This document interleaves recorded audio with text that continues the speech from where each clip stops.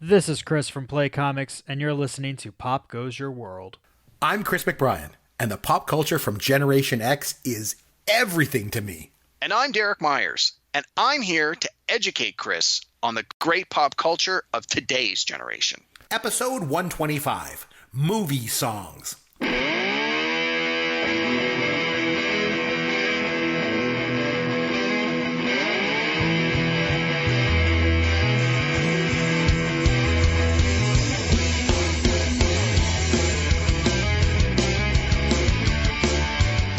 Chris McBrien along with Derek Myers, and this is Pop Goes Your World, the pop culture podcast for the generations. You're going to find Derek at Amaron_DM on Twitter, and there you will find me at C McBrien. And popgoesyourworld.com is our website for all of our contact information.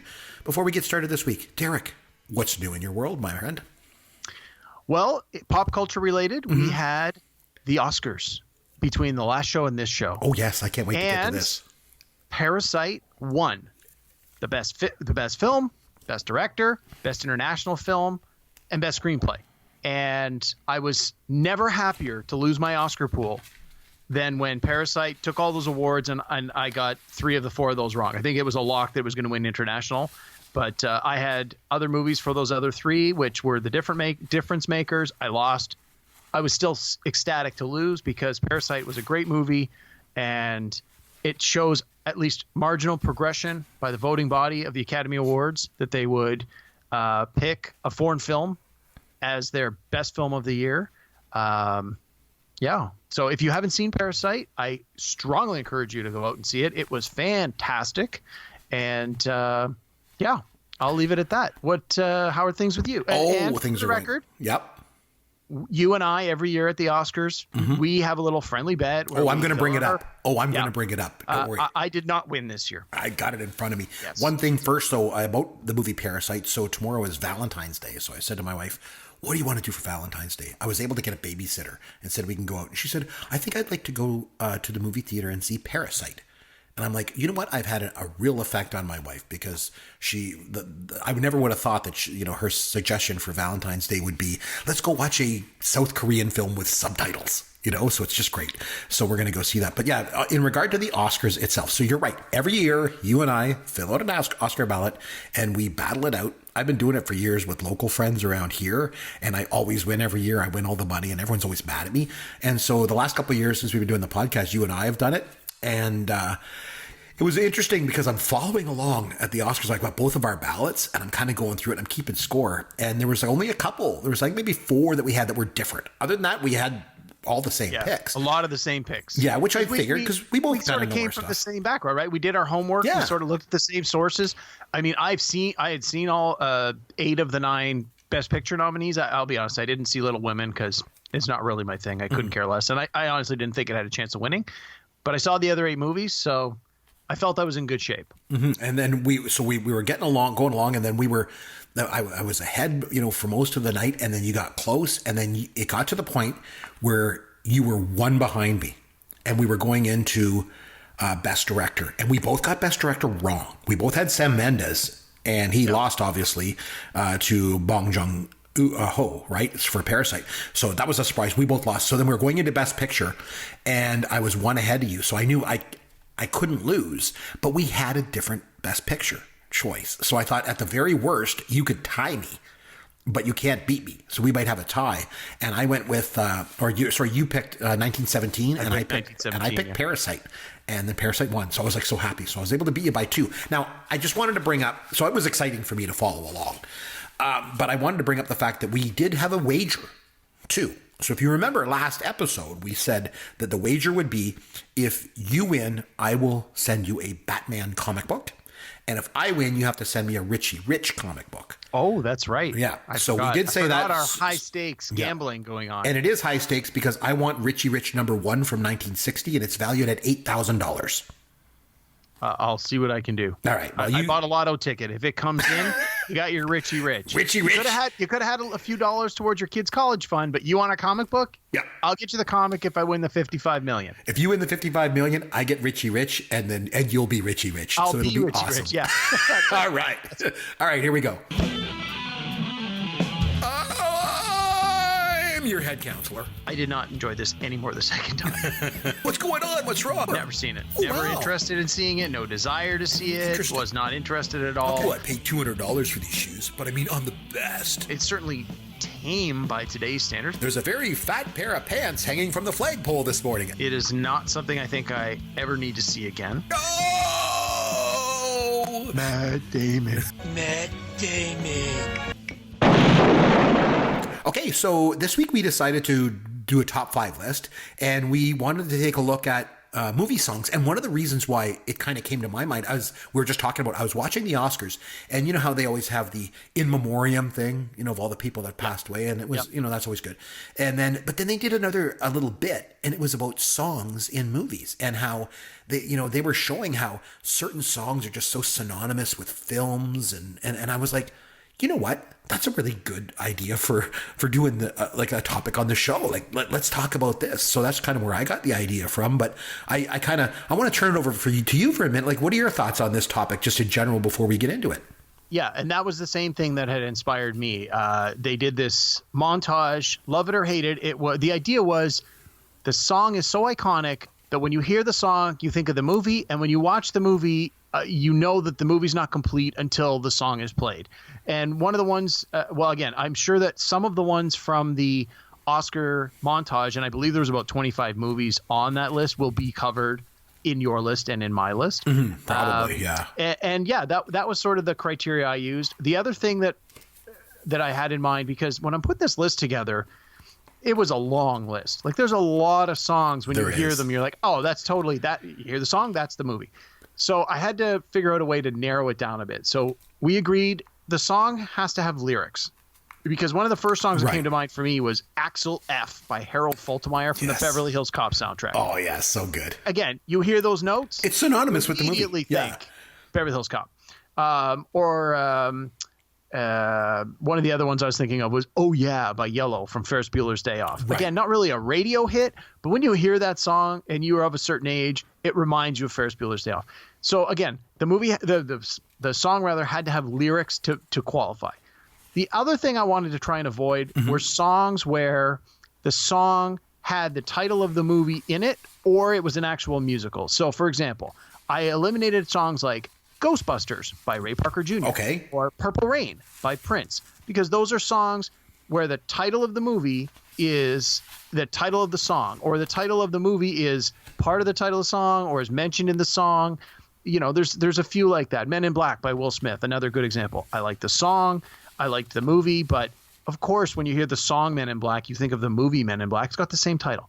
So that was another way that I further narrowed down my list. Now, that wasn't a hard, fast rule, so you may have a couple that fall into that category, but you know, there was a couple others like Singing in the Rain. Again, more of a musical, so of course the music is going to be memorable.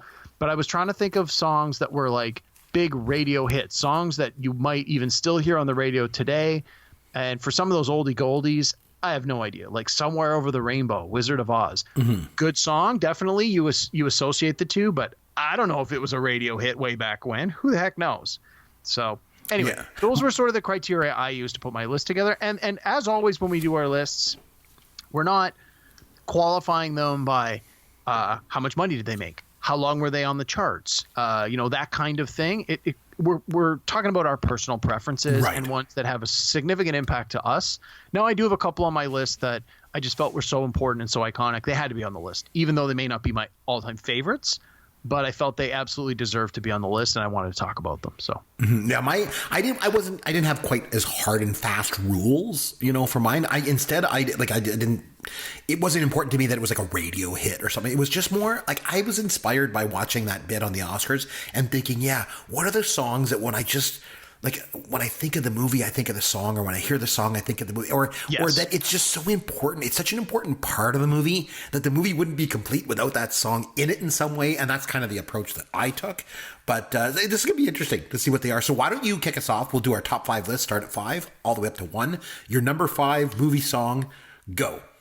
All right. My number 5 movie song is Maniac by Michael Sembello from the movie Flashdance from 1983. Now, I'll tell you, I was a little surprised that most of my picks are in the Chris category, in that they're from the Gen X. Yeah, I have. Again, I don't want to spoil the list, but it's disproportional Gen X on my list. So anyway, my number 5, Maniac, Michael Cimbello. It's got the great video where she's dancing, and again, the song. And I actually heard this song today. It came on my. I was listening to 80s music while I was at work today, and this came on. Nice. And again, it's one of those songs you hear those first few notes, and you immediately think of the movie. You immediately think of the video, the trailer, it's almost impossible to hear the song and not it's some part of your mind think about this movie. Honestly, the movie itself, in my opinion, not great. No, it wasn't. And it certainly doesn't hold up. Yeah. It was kind of dumb. Yeah. But the songs, it had a great soundtrack. Again, there's the actual Flashdance song, Oh What a Feeling, brackets Flashdance by Irene Cara. So again, because it had Flashdance in the title, I crossed that one off the list. You crossed it out. I don't really like that song nearly as much as I like this Maniac. This Maniac song was a big hit. It reached number 1 on the Billboard charts for 2 weeks. It was on the charts for many weeks beyond that. It was big in '83, and that was sort of an impressionable time for me where music was starting to become a big deal. I would have been about 8 or 9 years old at that point. And I can remember watching the weekly top 30 video show. And in those early episodes, when I very first started watching that, Maniac was on the charts constantly, and the video was in heavy rotation. So for me, my number 5 pick, movie music, is Maniac by Michael Cimbello from the movie Flashdance. Very good. I like that one, and I like the fact that it's Gen X. So I'm going back a little bit earlier than that, and my number 5 was actually, I believe, was in the montage on the Oscars, and this is I have the list right here, so I'll tell you. Yeah, it was Mrs. Robinson from The Graduate from '67. I know you don't like this movie, Derek. We've talked about this, and I had my wife watch it with me a few months back, and she didn't like it either. I don't care, because I like this movie. And Anne Bancroft is just amazing in this film. Amazing. And this song really complements the character. It complements the script. It complements the flow of the film. The song tells a story about the character, and it's used in the middle of the movie as he's having an affair with her. And it was funny because Mike Nichols, the director of the film, obviously, he loved Simon and Garfunkel, even though they were pretty new on the music scene at the time, like in '66 when they were making the film. And they actually pitched this song to him that they wrote for the movie. And needless to say, Nichols loved it, right away. And it's interesting because, the lyric, well, it's not even a lyric. It's like the dee, dee, dee, dee, dee, dee. They did that because they didn't have any lyrics for a verse yet. And it just worked. So they kept it in the song. And they use Cuckoo Cachoo in it, which is obviously an homage to the Beatles, I Am the Walrus. And then, of course, the famous line in it is Where Have You Gone, Joe DiMaggio? And Paul Simon was actually a big fan of Mickey Mantle. But the lyric required a name that had 4 syllables. So Mantle didn't work. So he used Joe DiMaggio. He used DiMaggio. And at one point, DiMaggio talked to Paul Simon about it. And he couldn't figure out why Paul Simon asked in the song, Where have you gone? Because DiMaggio's like, well, I didn't go anywhere. I didn't go away. And I think it's just more of an acknowledgement that DiMaggio was like an American hero. And this was during a time when they needed more American heroes. That was how I've always understood that lyric. Although, you could say that even more so today. Where have you gone, Joe DiMaggio, indeed. But when I think of this song, I think of this movie. When I think of this movie, I think of this song. That's why it's my number 5. On to your number 4. Nice. Good pick. And it was on the montage. So. Oh, it was such a good movie. Such a good movie. Such a good song. My number 4 is a very personal choice for me. The song is In Your Eyes by Peter Gabriel from the movie Say Anything from 1989. That was in the montage too, wasn't it? It was not, actually. I thought it was. I thought I saw him with the boombox. Let me check my list. I remember Cusack holding up the boombox. Yes, Say Anything. Yeah. Yes, it is. So I love the song. I'm a big fan of Peter Gabriel. We actually got a chance to see him perform live. He was doing a tour with Sting, I believe, a couple of years ago. That would have been good. Well, it was a great show because in addition to doing their own songs, they did a few covers of the other guy's songs.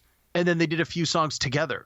So it was a really, really good show. And we've been seeing a lot of concerts lately, especially of like 70s and 80s bands that are going back out on tour.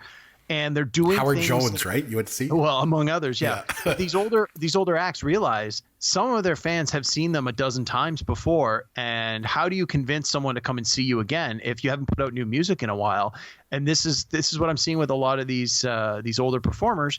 Is this is the kind of thing they're doing? They're doing covers of different songs. They're doing reinterpretations of their greatest hits, or in the case where they're touring with other artists, they're doing new compilations of their older hits. So anyway, back to this one though. Peter Gabriel, In Your Eyes. This has always been my favorite Peter Gabriel song. Say Anything is a movie I really enjoyed. But when my wife and I started dating, this was one of her favorite songs as well. And when we got married, this was the song we walked down the aisle to at her insistence. And of course, I had no objection. And so for me, it's personal in that sense too. And I think I'm probably not the only one that has used this song in their wedding in some way, shape, or form. It's, the song lends itself nicely to that.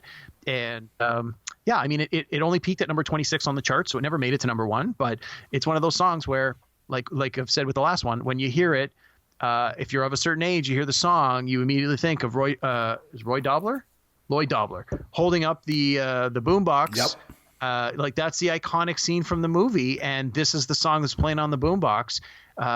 One is as important as the other. Like if you watch the movie, this is the scene you're waiting for, and you're like, oh, there it is. Oh yeah, that song's awesome. So my number 4 is In Your Eyes by Peter Gabriel. And wasn't it Ione Skye that was in the movie? Yeah. And she never really did anything else, right? It's unfortunate because, wow, I watched a video on YouTube this week where someone had done they basically summarized the entire film in the 4 minutes that the song takes place. It's not it's not a trailer. They literally spliced together the pieces of the movie to show you the entire movie in 4 minutes to the song of In Your Eyes. And so it was like a special super high definition. Like it looked fantastic. And I'm watching it the other day going, wow, she was absolutely beautiful. Oh, I couldn't get over how pretty she was. Major crush. Yeah. I started thinking about that. I'm like, I wonder what she's doing now.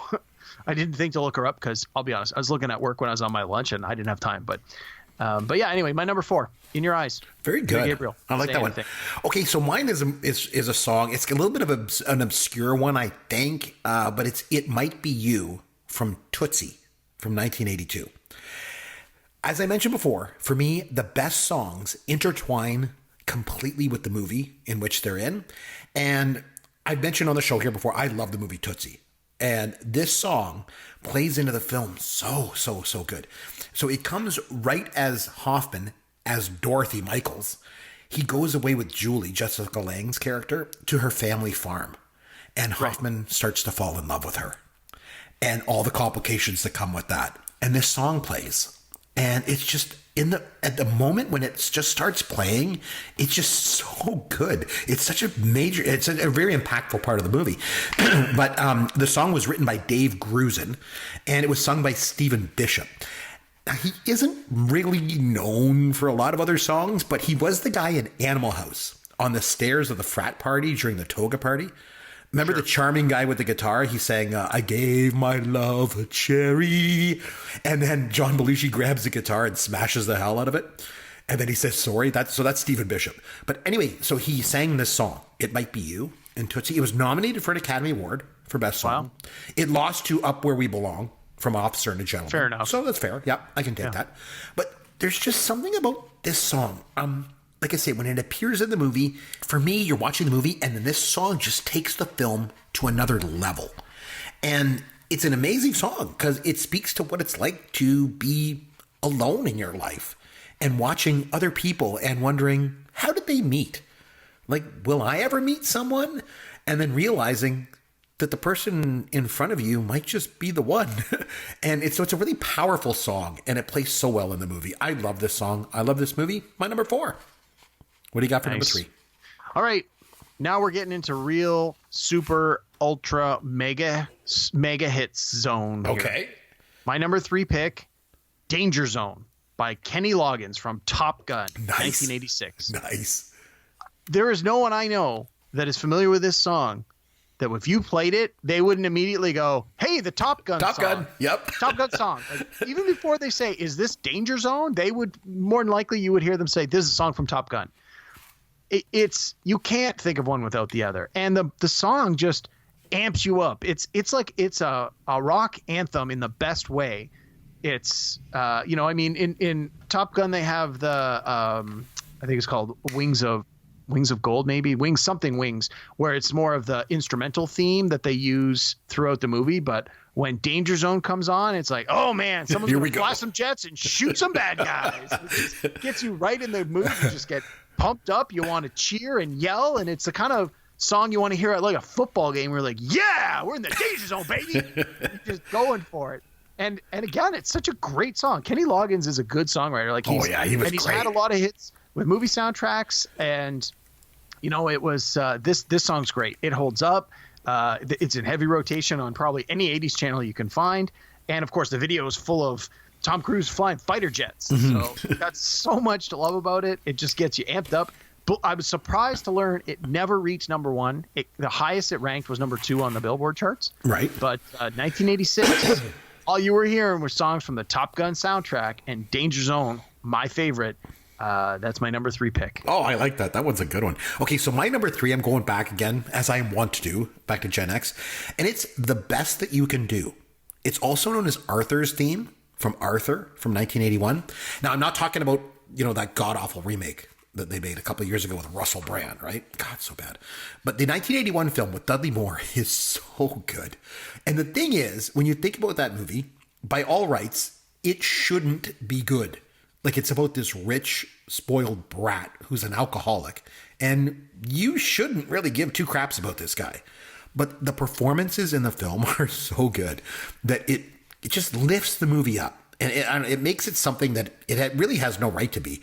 But in addition to the performances in this movie, the song plays such a huge part of the film. Like, it sets the tone, and it talks about living your life kind of one day at a time and having fun.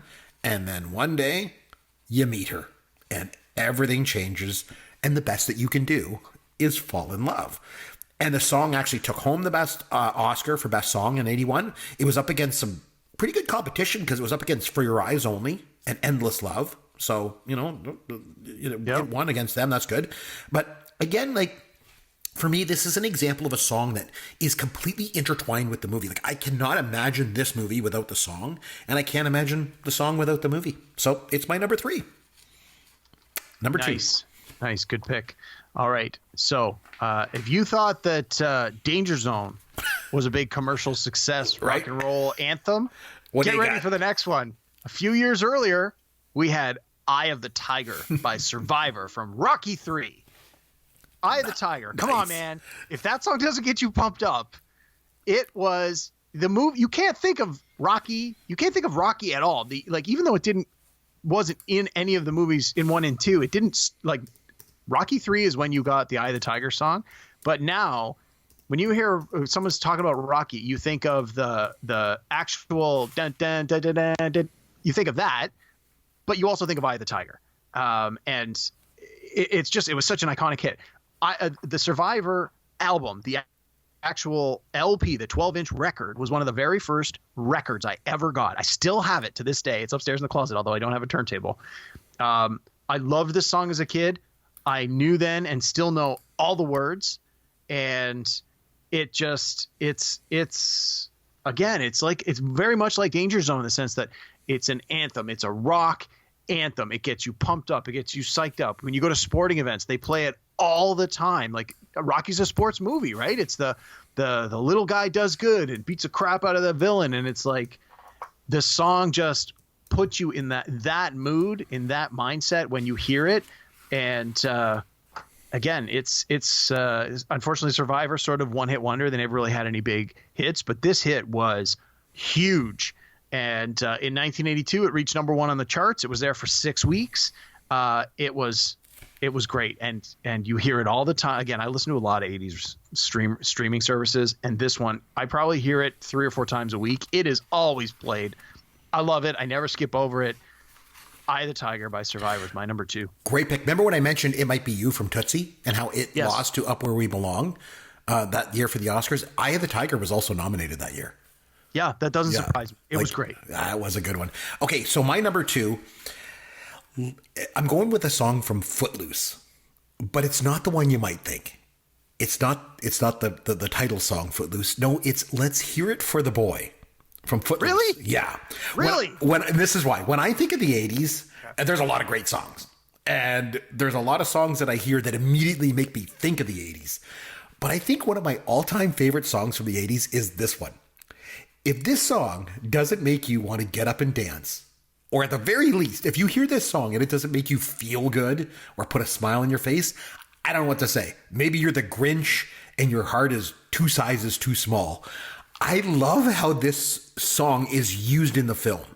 So, and again, I should point out, obviously this is another great 80s movie that they totally killed by making a crappy remake. But the original... Agreed. The original, man, it's actually a really great movie. And the scene when Sean Penn's character is trying to learn how to dance and the montage. The other Penn, Chris Penn. Oh, Chris Penn. I'm sorry, Sean Penn. Chris Penn. When they do that montage of Kevin Bacon trying to teach him all the moves, and his parents are like in the kitchen and the light fixture is like rocking back and forth because he's upstairs stomping around in his room trying to learn how to dance. It's just all so great. And it just makes you feel so good when you hear the song and you see that scene in the context of the film. It was nominated for an Oscar for Best Song in '84 along with Footloose, from the same movie. And it was also up against Ghostbusters and Against All Odds. But they all lost a really good pack of songs that That's year. a good, who did they lose to? It lost out to I Just Called to Say I Love You by Stevie Wonder from The Woman in Red. Woman in Red, yeah. Not a So- great movie, but a great song. Great song. But, you don't have to win an Oscar in my books to be one of my favorite songs ever in a movie. And this one sure is. I love this song. That's my number 2. On to your number 1, my friend. Yeah. I mean, it's a good pick, but it's one of those songs that I sort of have a love-hate relationship with. I like you when I hear Why it. is I think that? of the early 80s. Yeah. It sort of wavers. When it was big, I really liked it. And then as a little bit of time passed, I'm like, I don't really care for this song so much. And I'm sort of still in that camp right now where I'm like, it's okay. It's one of my favorite 80s songs. I don't know. There's Wow, just something really? I love that song. There's just something about it that's very uplifting. I don't know. And I know it's surprising because when you think of Footloose, I think a lot of people think of the song Footloose. And rightly so. I get sure. it. But this is the song for me. I love that song so much. Okay. All right. Fair enough. Number 1, what do you got? All right. So before I jump to number 1, Yes. I want to just say, and I should have said this off the top here, was there were a couple of songs that I felt would have normally been on my top 5, but in previous episodes, we spent a lot of time talking about them. So I didn't really feel that we needed to tread on that all over again. So these songs would have been Bohemian Rhapsody from the Wayne's World movie, Yeah, that's a good one. Yeah, Power Love by Huey Lewis and the News from Back to the Future, absolutely. and from the Blues Brothers, Everybody Wants Somebody to Love.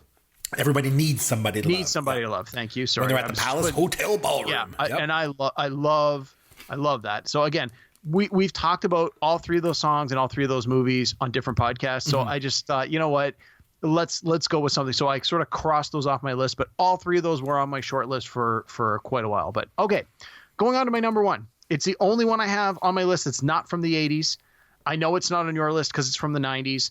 Not necessarily my personal favorite song, but there's no way we could do this list without this being my number 1 and arguably the number 1 from the biggest movie ever, the biggest song ever, My Heart Will Go On by Celine Dion from Titanic. Yeah, that's a good pick.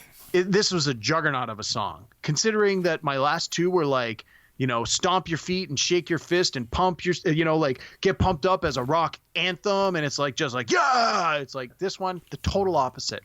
It's just a quiet love song, and it's got these melodies. Celine Dion's such a gifted singer. She's hitting those high notes, and it's this, it's this love song. My Heart Will Go On, and it's about tragedy, and it's, it has everything that you would want in a movie like Titanic, where it's about these, these lovers that can't be together but have this limited time, and ultimately the ship's going to sink. The song is a beautiful song. The performance is a beautiful performance.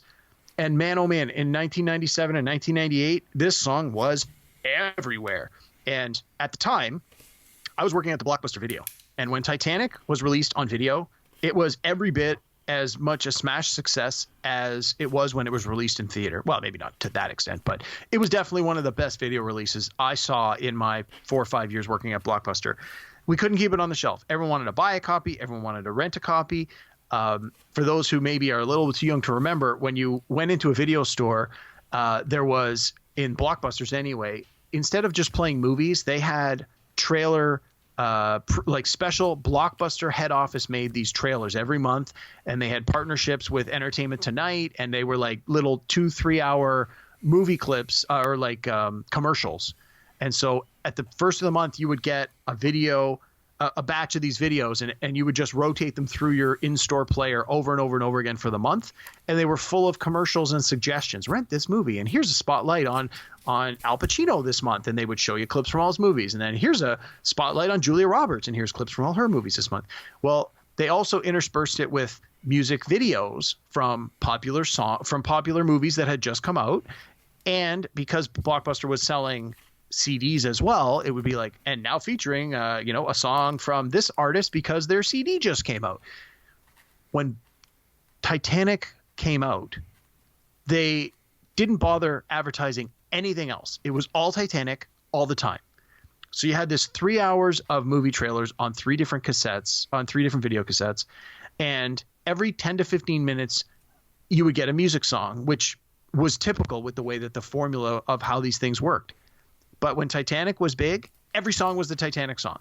So every 10 to 15 minutes, you got Celine Dion belting out at the top of her lungs, "My Heart Will Go On," with, the video from the song, which had clips of the movie. And it was just, you couldn't come into a Blockbuster, get in the door, find the movie you wanted, get to the counter, pay for it, and get out the door without hearing this song. Like they were that close together that you couldn't escape it. And it worked because we sold a ton of soundtracks and a ton of videos. But as someone who worked at the video store, man, oh man, it started to grind on you real fast. And I wasn't alone on that. The head office had to release a memo about 2 weeks after these videos came out to all stores saying, Blockbuster is contractually obligated to play these commercial videos. You are not allowed to fast forward through any parts of it, aka the song. You are not allowed to decide you don't feel like playing them anymore and play a movie, and you are not allowed to play last month's because you don't like what's in this month's. And they had to issue this memo a couple of times because people in the stores were going bananas. They're like, if I hear that song one more time, I'm going to punch someone in the face. And it was everywhere. And as much as it sort of grinded on our nerves, the song was huge. Like I can't emphasize how big this song was when it came out. It was everywhere. You can't think of the movie without hearing the notes and the lyrics of the song.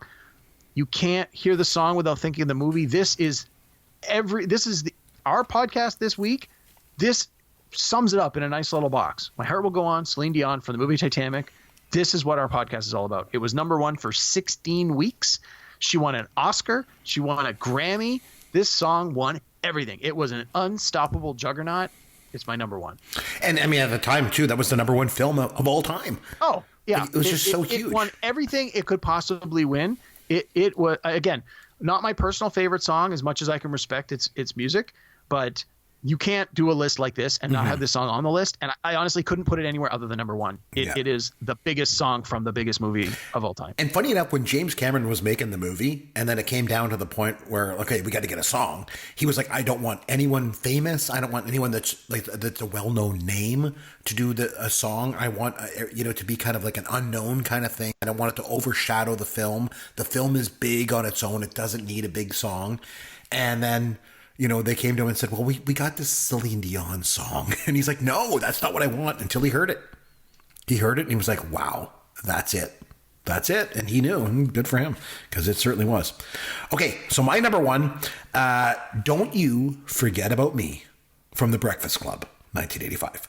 So if we go back... Sorry, I don't remember that song. If we go back in time to our very first episode of this podcast back in July of 2016, Yancey and I did an episode setting up the podcast where we talked about the key pop culture moments from our respective generations.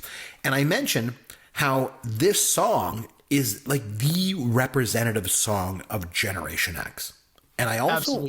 Absolutely. I believe it is. And I also feel that The Breakfast Club is the defining film for Generation X. So the fact that they're both connected is just something else. And whenever I hear this song, I immediately think of the movie, and as does everybody else. Yeah, and sure. The movie wouldn't be the same without this song in it. They just go together so perfectly. And I was racking my brain to come up with a better combination of a movie and a song, and I just could, and I just could not do it. Let me point you to my number one that we just previously discussed. Yeah, I thought of that, but this one though, again, I'm more of an 80s guy. And I know sometimes, Derek, you think I just give these textbook answers, but I just cannot think of a better example. You need to give the textbook for this one. Yeah, you're absolutely right. This is a textbook answer, and much like my previous one, also a textbook answer. Yeah, I 100% agree. And if I knew this would be on your list, which is the big reason why I didn't put it on mine. I just knew, I didn't know it'd be your number one. I figured it probably was. But yeah, I agree with everything you've said. This is an excellent example of what we're talking about in every bit as much as the one that I just made. It does. It has everything. I mean, it speaks to the theme of the film. The message of the movie is, perfectly captured by the song, and vice versa too. They just both go so well together. And interestingly enough, Simple Minds weren't originally going to do this song. They didn't write it. A music producer wrote the song, and he was shopping it around. And Billy Idol and Brian Ferry both passed on it. And some people wanted Corey Hart, a Canadian, to record this song, but the producer he didn't think that Corey Hart was just quite right for the song. And the producer actually liked this band, Simple Minds. And the band they didn't want to have anything to do with it. They were insisting on doing their own material at the time. They were from the UK, but they weren't having much success breaking into the US market. So then they finally sort of begrudgingly agreed to do the song. And the rest is history. This song is just so good. The movie's so good. So that's my number one. Nice. It's a good pick. I want to circle back to something you just mentioned about Corey Hart. Oh, you mentioned Corey Hart was one of the possibly. So it's funny. Again, I've been listening to a lot of 80s music this week, more than normal. And I actually looked up Corey Hart in Wikipedia earlier this week, and I was shocked to see that he was actually offered the role of Marty McFly in Back to the Future, and he turned it down because he knew he wasn't a good enough actor and he wanted to focus on music. Wow. Can you believe that? Could you believe how different Back to the Future would have been if Corey Hart was Marty McFly? I know. And then they ended up bringing in Eric Stoltz, and that didn't work out either. And they had to end up going with Michael J. Fox. With another Canadian. They went with Michael J. Fox, and arguably his best performance and his biggest movie for sure. Yeah. But I never knew that. I never knew that about Corey No, I didn't Hart. know that either. I'm like, hey, you can't always trust what you read on the internet, but I believe it. So right or wrong, that's where we are. So yeah, your number one pick, Breakfast Club. My number one pick, Titanic. I think those are both strong picks, and they're both textbook answers. But I think in this case, our hearts have led us from 5 to 2, and at number one, we just went with the textbook, and they're both great songs. Yeah, and so they are the textbook answers. I agree with you, but a lot of the other ones weren't. They were like personal stuff that I just like. And maybe, I think even surprised you with the Footloose one, but overall, great list. It was a lot harder to do. It was very, very difficult. Yeah. My number 6 that didn't quite make the list was I Had the Time of My Life from Dirty Dancing. Again, not my favorite song, definitely not my favorite movie, but that's another one where just the song is so iconic to the movie, and it was like it was on the list until about an hour before we recorded. So there's a lot of good picks that could have easily made the list. Yeah, it's funny you mentioned that one because I said to my wife before I came down here into the studio, I said, I'm recording the podcast. We're doing it on movie songs. Well, so I asked her. I said, what is your favorite song from a movie of all time? And she said, Dirty Dancing. I've had the time of my life. So yeah, there you go. It doesn't really surprise me, but anyway, just tell her it was on my list. We know she doesn't. Exactly. She always seems to back you up more than me on our picks. So I'm sure she'll like that. Okay. So, what do you say we have some fun with Caveman? All right. So some of the best songs in movies, Derek, come during the opening credits, right? But however, some of the best songs also come during the closing credits. And Agreed. Some songs are actually used in both the opening and the closing credits. So here's the game that we're going to play. Not often, but yes, you're right. Yes. Here's the game that we're going to play. So, Derek, I'm going to mention a song. I know where this is going. This is going to be difficult. Yeah, keep going. It's easy. You get easy choices. I'm going to mention the song and the movie it comes from, and you have to tell me if the song is from the opening credits, the closing credits, or both. Boy. Okay. Now, it doesn't include include a lot more difficult. I'm not going to. This doesn't include any instrumental versions of the song either. Okay. It's got to be the song itself. Okay. So the actual song. It just can't be like a little bit of an instrumental piece of the song. So it's the whole song. Okay? Super easy. Fire away. Easy? Okay, here we go. Lethal Weapon from Lethal Weapon in 1987. That's just at the end. It is just in the closing credits. You are correct. It's Honeymoon Suite, man. I'm not going to screw up that answer. Exactly. Good Canadian band. Okay. Yep. Footloose from Footloose in 1984. Opening credits, closing credits, or both? I got to be honest. I haven't actually seen Footloose start to finish in like 30 years. Oh, okay. I honestly don't remember it being at the beginning, so I'm gonna say just the end. No, it's just at the opening. Remember with all the feet, all the feet moving? No, I honestly I don't remember. Oh my goodness. Okay, here's one that we just absolutely love. A movie that you and I both love. We did a full-length commentary on this movie on Caddyshack from 1980. I'm All Right. Is it in the opening credits, the closing credits, or both? It's definitely in the opening credits because it's the groundhog doing the little dance. Yes, he is. The end. I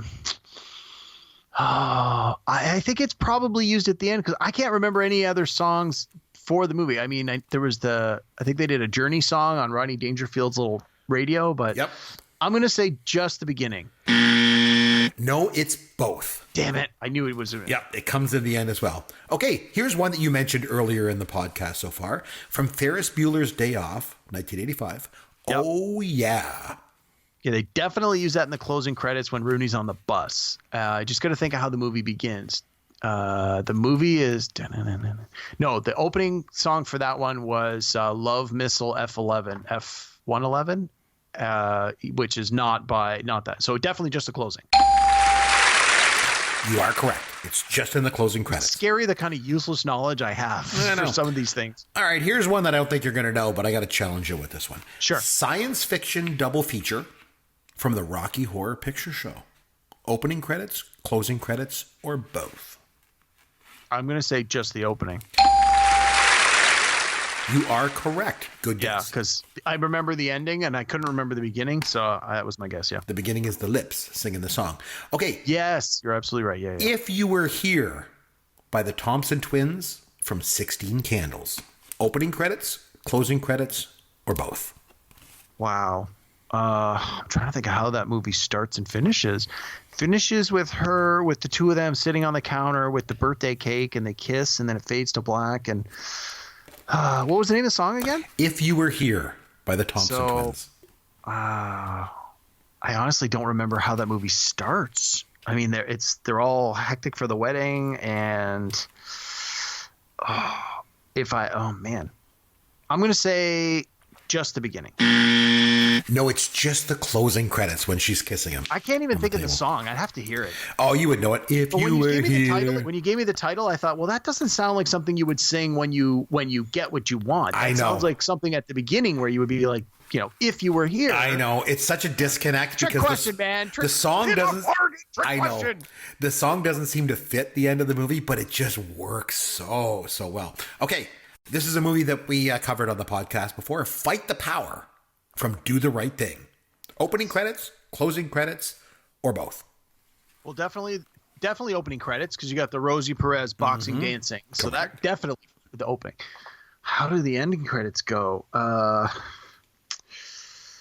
You know what? They use that song so often in the movie. I don't think they would stop for the end credits. I think they're going to use it in both. The closing credits were Never Explain Love by Al Jarreau. All right, incorrect. I've only ever seen the movie the one time, and yeah. Here's a song that, or a movie that we talked about earlier with The Graduate, The Sound of Silence. That's definitely the end.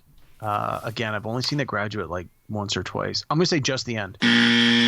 No, it's actually both. Remember at the beginning, he's moving along on the People Mover. I don't remember the beginning at all. Yeah, so it's both. I'm trying to block that out. I didn't care for the movie. All right. Well, here's one that you mentioned as your favorite song in a movie of all time, which was My Heart Will Go On from Titanic. Is it the beginning opening credits, closing credits, or both? Well, I'm trying to think of how does the movie start? The movie starts in the present day. I don't think they used the lyrics at the beginning. I think it was just the instrumental. And based on your rules, that wouldn't count. So I'm going to say just the ending. Good interpretation of the rules. There we go. Okay. Yes, because they used an instrumental version at the beginning. Yeah. But it's just at the end when you actually hear the song. Yeah. So very, very good. Okay, Stand By Me from Stand By Me. Absolutely in the end credits. Absolutely. Because the credits, it's like he finishes writing the book. He goes out in the yard to play with the kids. Stand By Me is playing as the credits roll. That I remember 100%. You are 100% correct. Very good. Very good. Okay, the last one that I have for you here is a more recent film. So you should be able to get this. Iron Man from Iron Man in 2008. Just the end. Because at the beginning, it's Back in Black by AC/DC, but the end is Iron Man. You are incorrect. It was in both. No, you're wrong. Am I wrong? Challenge. I'm challenging. Official challenge. I'm getting challenged on this You one. are wrong. I did some research. I even looked you on are YouTube and I got wrong. the opening. You are wrong. And I'm challenging, and on next week's episode, you will make an official correction and apology for having that one wrong. Hey, we've got questions wrong before, but Yeah. But Wrong. and the thing is, anything that happens after 1989, I don't know anyway, so I got to look it up. So I wouldn't know. So you're probably right. So maybe I screwed that one up. So Iron Man is just the closing credits. We'll go correct. with Yep. At the beginning, he's in the limo. Pardon me, he's in the Funvee, and they're taking the selfies, and it's AC/DC, and I want to say it's Back in Black, and then he gets blown up, and then they're like 6 days earlier or whatever, which I hate that trope, but that's the way that works. They don't play the actual song. Iron Man, it's Black Sabbath, right? Does Iron Man? Yeah. Yeah. They don't play it until the very end credits. I 100% know that for sure. Official challenge. We'll look it up. We'll get it right for next week. Yeah, no, it's definitely Black Sabbath when Ozzy was there. So, okay, you're probably right. Like I say, it happened after the 80s, so how am I supposed to know it? I just try and do some research on this. But the other ones, you didn't do great, but it's all good. The ones I think the challenge was in some cases I knew one or the other, but I didn't necessarily it's like I know it's opening, but I didn't know the closing. So then I had to guess, is it just the one? Yeah. But Well, no, that's and good. I knew that would be challenging, and it certainly was. There were very few that I knew with absolute certainty. Well, and I was going to originally just do, is it in the opening credits or the closing credits? And I thought, it's just 50-50. You just get a guess at all these. So that let's make it more challenging. Let's find ones that maybe were in both, just to make it more fun. Okay, so next show. So the last couple movies we've had have been yours. Now, we usually alternate, and you do one and I do one, but, the last one, we did Alien, and then I liked it so much you did Aliens, so you took that one. So it's my movie next. So Okay, fine. I'll give you that. I'm going to go back to 1988, as I want to do, and a little bit of a surprise, maybe, but I would like you to watch this again and come back and let's review 1988's Big with Tom Hanks. Wow. Okay. Yeah. Trying to think, when was the last time I saw this? So this is one that's on TV somewhat regularly, but I always seem to catch just parts of it. I never get to see the whole movie from start to finish. This is one of those ones where I always seem to jump in when he becomes big. I don't really remember a lot of the not big parts at the beginning. So you don't think you've ever seen it from beginning to I've end? definitely seen it Yeah. the full way through, but I long time really ago. don't remember the very probably how long do you think it takes for him to sort of he makes the wish, he goes big, 15 minutes? Yeah, 20 minutes -ish? probably 20 minutes, yeah. Yeah, it's that first 20 minutes that I don't really remember very well. And then sort of towards the end, once he becomes a little bit more established as a grown-up, he starts taking on grown-up responsibilities. I sort of I'm out. And then I don't watch the last 20 minutes. So I'll sit down and watch the whole thing. And the beginning and the end will both be sort of new to me again. I was sort of inspired to do this because I took my kids to this ice cream place that was down in the Toronto area, and it had a Zoltar machine in it. Nice. And I was like, oh my God, look at this Zoltar machine. That's so cool. And they're like, of course, they're like, what's a Zoltar machine? What is that? And I said, oh, it's from this movie Big. And then so my wife and I were discussing, I'm not 100% sure because it's been 25 years since I've seen this movie, or 30 years. So I can't remember if it would be appropriate for me to let my 10-year-old watch this movie or not. I think there was one scene that was kind of sexually based with him and Elizabeth McGovern's character, but I'd have to kind of look into that. But I'd really like my son to watch it too, so we got to try and figure that out. But anyway, I thought it would be a good movie to pick. I was inspired by the Zoltar machine. So Yeah, I thought, nice. Good pick. Watch Big, and we'll come back and we'll talk about it. I think it's something that people enjoy to kind of revisit anyway. But until then, you can reach us on Twitter, as I mentioned at the top of the show, at Amaron_DM. That's for Derek. At C. McBrien. That's me. PopCultureWorld.com is where our website is. All our contact information. You can reach out to us. We'll answer those emails. But in the meantime, this is Chris McBrien for Derek Byers saying thanks for listening to Pop Culture World, the pop culture podcast for the generations.